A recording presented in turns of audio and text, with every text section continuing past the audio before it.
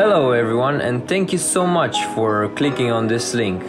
Being a coach and blogger, Anouk Schaap started a momentum on how to take care of ourselves more by interviewing people, because she didn't want to see anyone suffer from burnouts anymore. I decided to record it and create something from it. And here we are, talking about our selfies.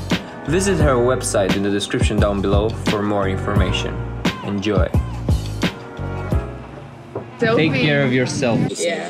And it's just like because we kind of live in this era, the selfie era, I like to call it, where everybody's just like busy by taking pictures of himself, looking for likes from other people, and just, you know, like present yourself outside, but only the outside.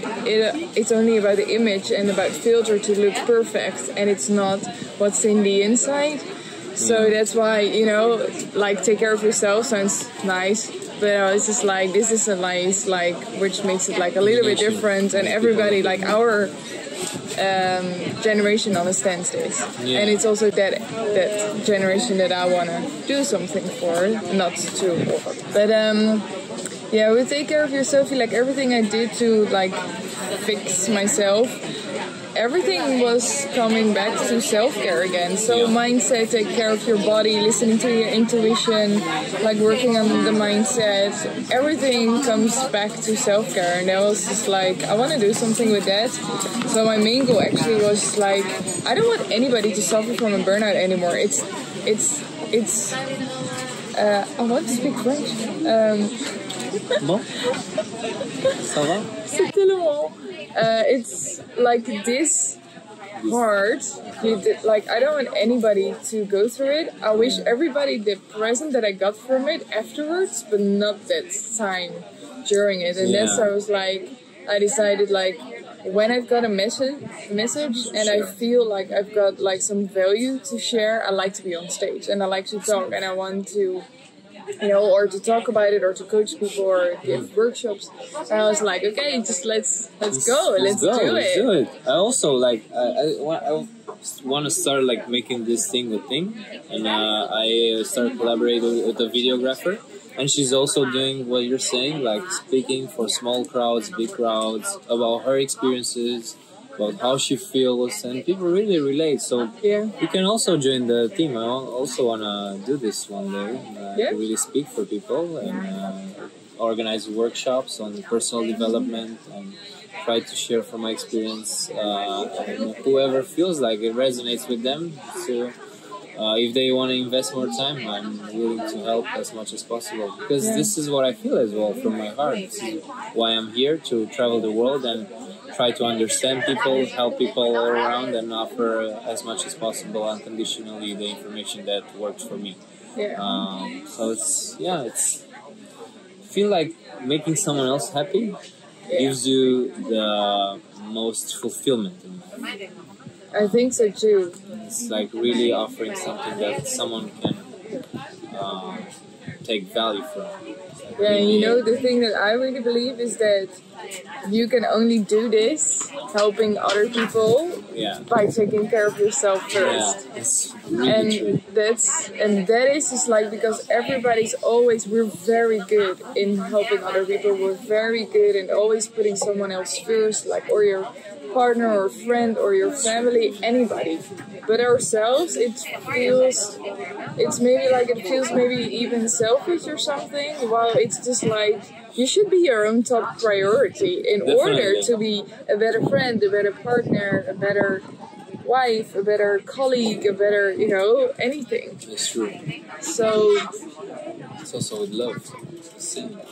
You cannot really love someone if you don't love yourself. No, definitely, Like really love yourself. You really love what you are. Yeah, I wrote this quote on my cards that I give as well when I'm done with the workshop, and it's just like, the way you love yourself is how you teach others to love you. It is, you know, if you talk bad to yourself, how can anybody else talk nice to you if you have this this negative what you think about yourself, you always transmit outwards, and it's always, even though you cannot see it, you can feel it. Yeah. It's always when you enter a room and it's like a really tense vibration there. It's like someone is having a bad day. Yeah. You can really feel it. I can literally, when I'm at work and someone has something but it doesn't talk, I was like, tell me. Tell me what it is. But that's not everybody can sense that. How did you reach that gratefulness? Just every breath is like a moment to be grateful for. I know, but how do you... Through meditation. Okay. Like 5 years, every day. Every day? Every day. You didn't skip a day? Well, let's say that 1 year was straight, and then that year was like a skyrocketing through darkness and light, because you go through both when you really meditate for a long time. And at one point I was meditating 1 to 2 hours per day, which really put my mind and perception into a psychedelic state. Like literally I felt things vibrating around me, and everything was interconnected. Like it is literally, but we just perceive it as we think it is real. We don't really have the tools to see everything, but things are there. And I think through meditation we can really access some things that you cannot access normally if you don't practice, like stillness, mindfulness. Because we're focused on too many things all at once. We can do only one thing at once, like properly. No, we can do a lot of things, but none will be good quality. And if you do one thing, focus. It's, I think as well, if you take it slow and more focused, you will finish quicker than... Yeah, you're right. Trying to do fast and, you know. This is also what I learned doing like 5, 6 things, you know. It's like constantly doing one thing there, one thing there. Yeah. It's like not really editing videos anymore, have content, not filming, but doing something else, boat trips, but no more money for doing other things. I don't know, it's like investing and spending, and it's like a constant cycle of back and forth. And I think it's like you repeat things or evolve always. You repeat like lessons that you didn't learn yet, or you just evolve to another level and you just understand more of knowledge that you made a mistake, and accept that you made a mistake. Don't go hard on yourself too much, because I did. I was really frustrated that this happened to me. Because, I was like, why, buddy? Why do you let me down, you know? Because I literally Were you talking to your body then? Yeah, I was... It's not letting you down. No. It's like... It's giving you a lesson. It's giving me a lesson, definitely. No, I know. You should be grateful. Like, thank you, buddies. What do you do when you feel stressed or when you feel like you need a little bit more self-care? It would be too lame to say, but breathing, like really lame. Yeah, but I mean, breathing is the answer for a lot of things, you know? Yeah. Like really breathe in deeply, all the things that you're grateful for, and then let it go, all the problems that your mind created. And if you do this like 5 minutes, your day is good. Nice. And I practiced it so long. It's like really working in stress environments, sometimes 10 hours per day, standing and like pleasing people and literally enjoying it, because I was feeling it, like I don't know, how thankful people were for me doing that for them, and also seeing it money-wise was satisfying, like combining those things together. I was like earning my everything, and I was literally working for myself to leave the country. Because 3 months I worked like a lot in Romania. The salaries are not that high there. It's like minimum wage is 350 euros per month. Rent? You're gonna laugh. Rent is around 100 to 200 euros per month. And then your wage is 350? Yeah, food is crazy expensive, like very close to prices here. Really? Yeah. So in Romania, you had to really grind, really find things to do, or earn a lot of money from tips. Yeah, it's like really hustling and trying to do things. I was doing multiple things there as well, commercials, and started a business organizing parties, like event planning. And yeah, that was the point of doing it until the moment that I realized that I'm making around 1,200 euros per month and still not saving anything because I was paying Ubers, eating in town a lot, going out, being social, and I was like on a constant cycle of doing everything, like every month doing the same things, not really developing any new habits, going out with the same people, not getting to know other places, and that was the point. I was like, I'm stressing myself and really keeping in balance everything, but not really going anywhere. And I delayed already 2 years my traveling because I wanted to finish the college, and then I realized, fuck everything, I'm gonna leave everything and travel the world. I'm not gonna stay anymore. And that was my like door. Going, coming in Amsterdam, applying randomly, getting a call, having the interview, being accepted, saving money, leave everything, start. And then I think that's the best thing you can do, to rewire your brain, let things go. But how did you rewire the brain? Move to another reality. Everything that you know about changes when you have to adapt to a new environment that you are not used to. You literally have to rewire your brain, your understanding, your patterns of behaviors to form, like create another self that is adapted to the new environment, which is this place now for me. So basically, when you interact with people, I think you also have to really let go social conditioning.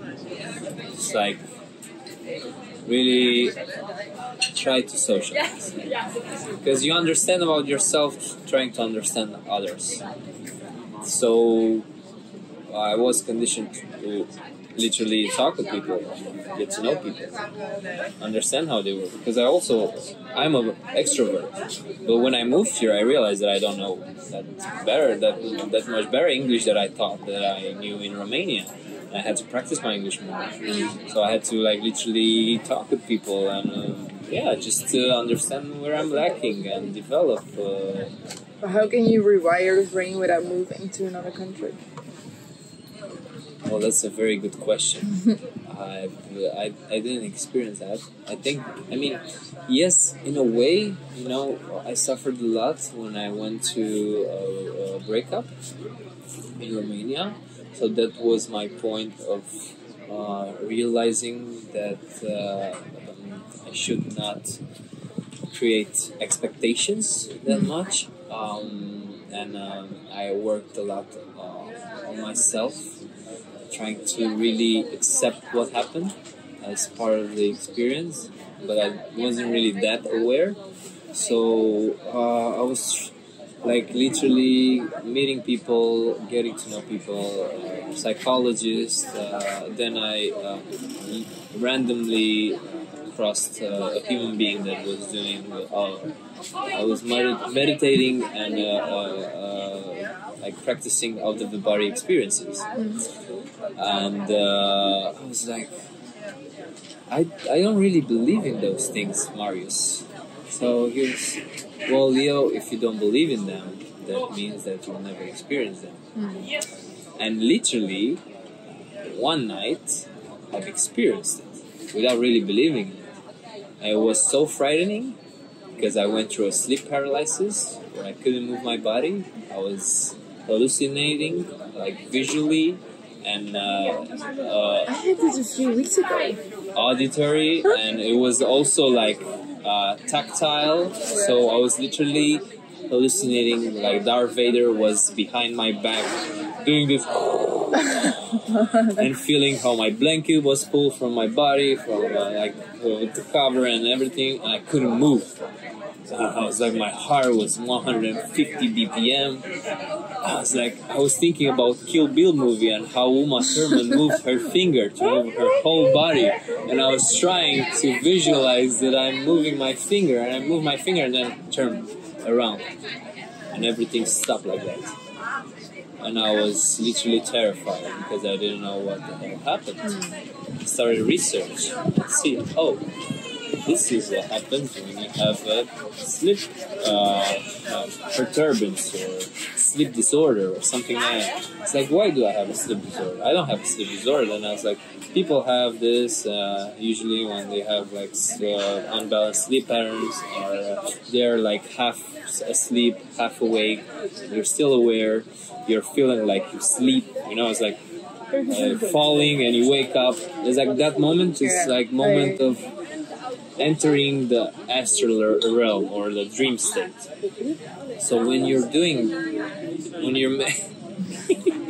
when you're meditating, you're putting your brain into a theta state, and that state is like in between the awake state and dream state. And if you're still aware, you're basically tricking your body that you're ready to sleep, and your brain starts projecting images like you dream, but you're still awake. So that's when sleep paralysis happens, and your body cannot move, but you're still awake, and you can open your eyes and see fucking dinosaurs in your room. But it can go also dark and see the girl in the ring on your bed, you know. So it can happen like that as well. And I've experienced like sleep paralysis that I felt like hovering above the bed, like getting abducted by aliens, go to another dimension and return back. And I was like, this is amazing. And I started practicing it and really inducing it, like literally having a pattern of meditating, standing still, really focus on breathing, keep my brain conscious, focusing on my third eye, and waiting for that vibration to start. And I know it's like, okay, this is the moment, I'm gonna get the hell out of here. And yes, it's possible. You can definitely do it, but it takes a lot of training.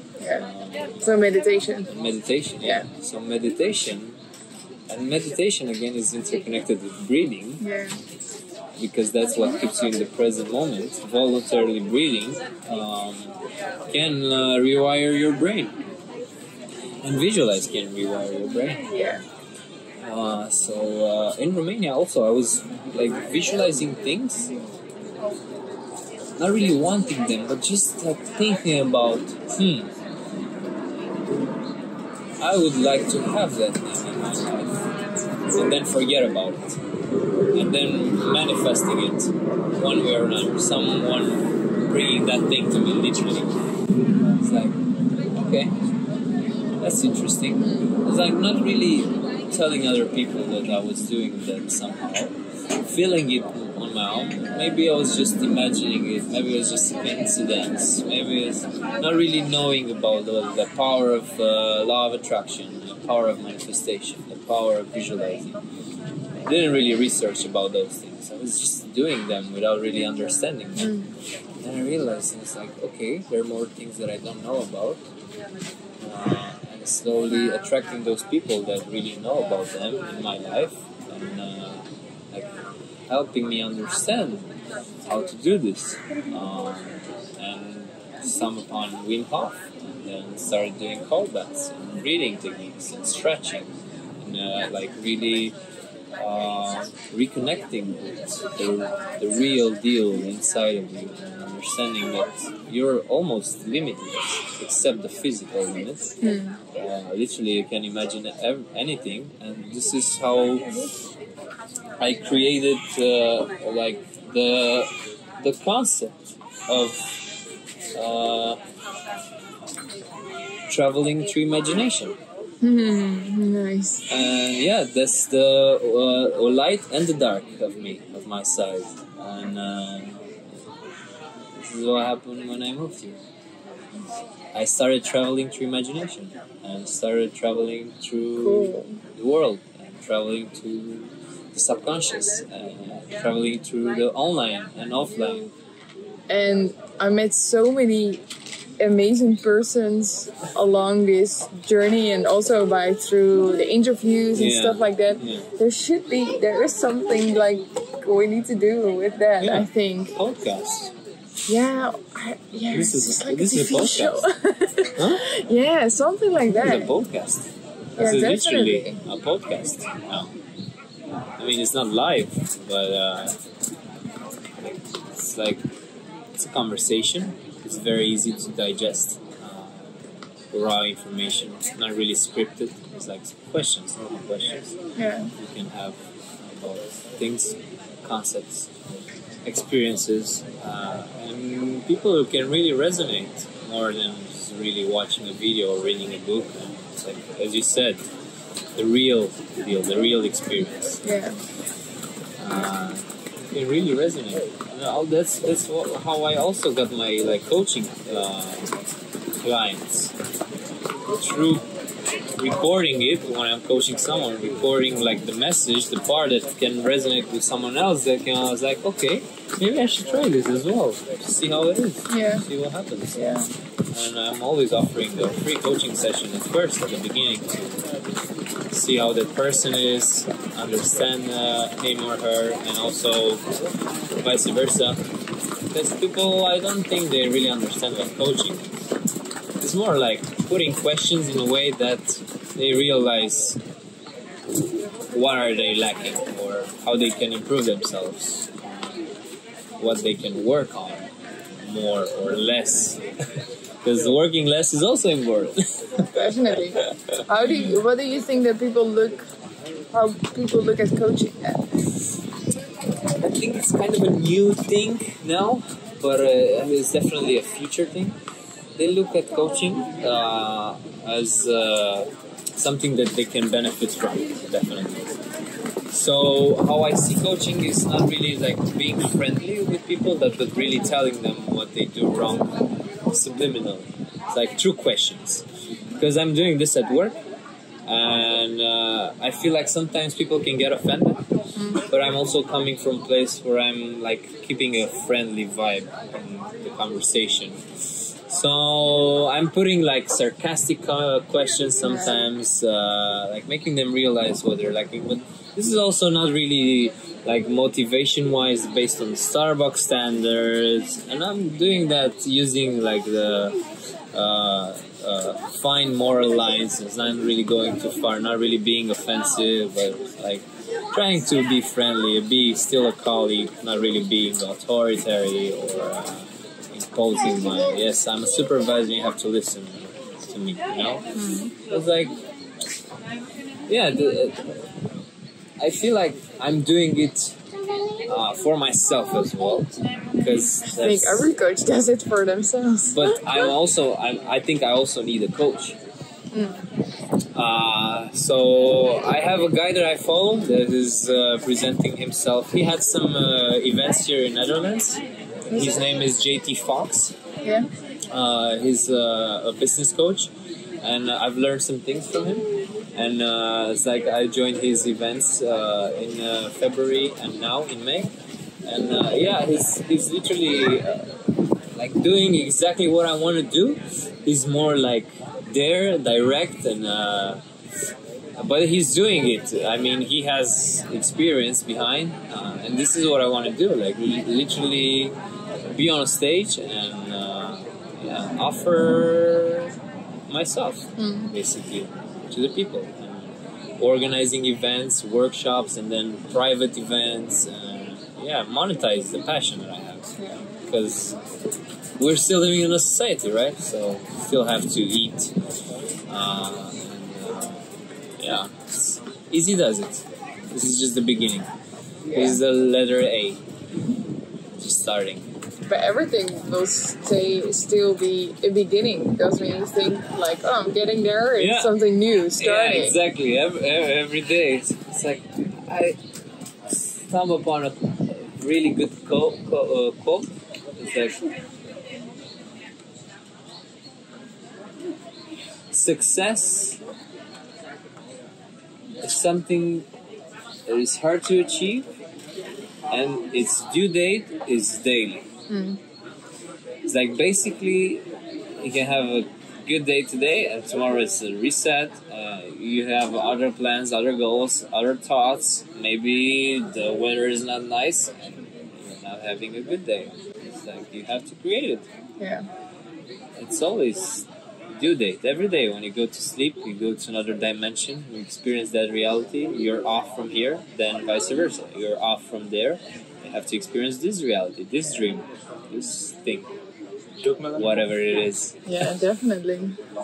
Time is here, just passing by slow, I think. Where? Here. It's passing slower. Where is here? Here as in here and this realm, this physical reality, whatever it is. Then where? Then in the dream world, where time is just an illusion no matter what. But I'm saying that in the dream world, things are manifested easier when you're aware of the fact that that is a dream. But if you apply that thing here, it's the same thing. Things are just manifesting slower. But it's the same rule. They're just different different rules of how things work in a dream, different rules how things work here. Which is not really that far from a dream, I feel like. I think that's what I... that the brain, it doesn't see a difference between, I say just like between reality and a dream. Yeah. But the only thing is, we constantly dream, so even reality is a dream because that's what we created. The way that I see the world is different than yours, and it's my reality, but it's kind of a dream. But if we dream or imagining things or visualizing stuff, then we can call it a dream, but the brain doesn't know any difference between it. Exactly. So whatever you want to see, you can create, and the dream, which is like a proper dream, can become your reality dream. A real dream. Yeah, yeah, just like reality. The reality dream. Yeah. Well, that's why I'm always saying when someone asks me, "How are you, Leo?" Living the dream. And it sounds, for most people, I think it sounds kind of like shame or living the dream at Starbucks. It's like, it's part of the dream. Of course, why not? Yeah, but it's like a proper dream. It's not even that it's something like idealistic or something. Yeah, exactly. It is a dream because we all live a dream. Yeah, we all live a dream. Yeah. Or a nightmare. Still a dream. True. Still a dream. Yeah, and that's all created by ourselves. By our imagination. Yeah. And experiences. Yeah, or the brain, or it's like parents. Our unconsciousness. Yeah. Because we, like, if you live a nightmare, I think that's created by your brain, by being unconscious about your thinking. Yeah. Right? Yeah. Yeah. Yeah, definitely. I'm asking right, but it's just like, do you get what I mean? I get what you mean. It's not just like, is this the truth? Because it's my truth. But it's like, truth is you get the point. Your questionable. Yeah, exactly. It's not really true or false. Yeah, it's my and truth. It's also not really absolute. I think the absolute truth is not really describable in words. But what is the absolute? We're going deep now. But what is the absolute truth? Because does it exist? Yeah, it does exist. What is it? But we cannot name it because it's the thing that we cannot say. No, we can't understand it by the brain. Yeah. Yeah. So I know it. Yeah. I think you know what I mean. Yeah. We can put a name on it. Yeah, we cannot put a finger on it because the finger itself is it. Yeah. Yeah. So it's like you're pointing to something that is not really there only. Yeah. It's everywhere Yeah. at the same time. Yeah, true. And that's why I don't think people can grasp the whole of it, like the big picture, because they're looking in so many places and searching for it in so many ways, they will not find it. Yeah. Yeah, but they're looking at so many different places, but not within themselves. And that's where the whole reality and truth lies, right? It's not in somebody else. Like, happiness isn't found in a relationship, and friendship is not found just by getting a confirmation that somebody likes you. It's all in here. And when you start believing it yourself, you will attract people that maybe, no, it's not even confirmation. It's, you are the confirmation, actually. Yeah. You are the confirmation. You're the creator. You are the creator. Yeah. You are the exception. You are everything.